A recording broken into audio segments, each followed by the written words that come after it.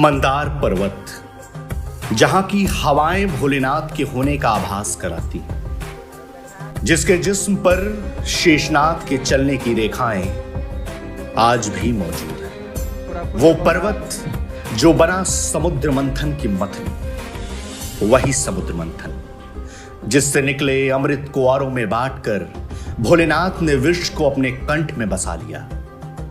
तो आइए मंदारनाथ के धाम के कण कण में बसे अपने भोले को तलाशते हैं।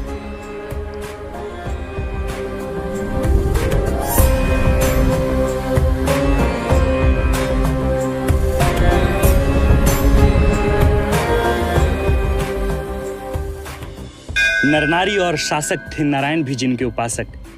कुछ विशिष्ट धामों में यह भी एक धाम था, नाम जिसका मंदारनाथ धाम था।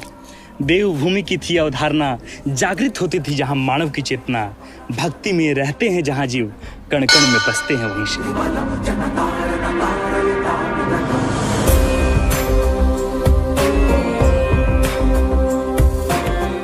तो सृष्टि विनाशक भोलेनाथ महादेव, पार्वती पति महाशिव शंकर, जिन्होंने अमृत केतर विष का पान किया, जी हाँ वही महादेव जिनकी अनंत गाथाओं से सुसज्जित है हमारे धर्म ग्रंथ।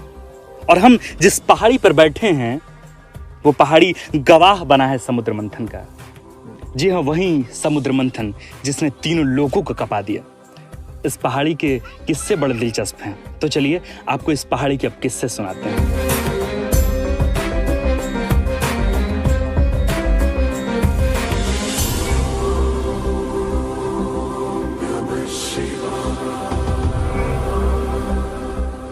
भगवान विष्णु के अवतार हुए हैं मधुसूदन, जिन्हें बाबा मधुसूदन भी कहा जाता है।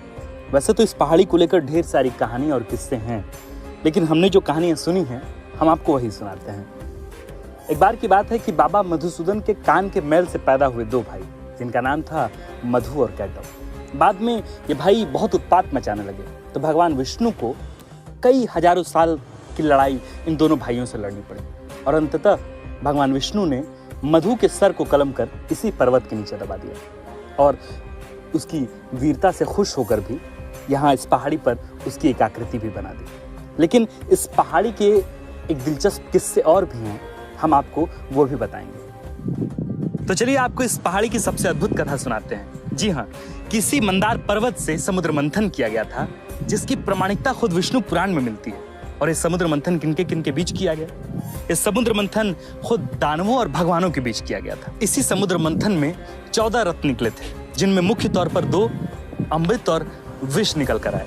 विष का पान तो स्वयं भगवान शंभु ने कर लिया, इसलिए तो शायद उन्हें नीलकंठ भी कहा जाता है।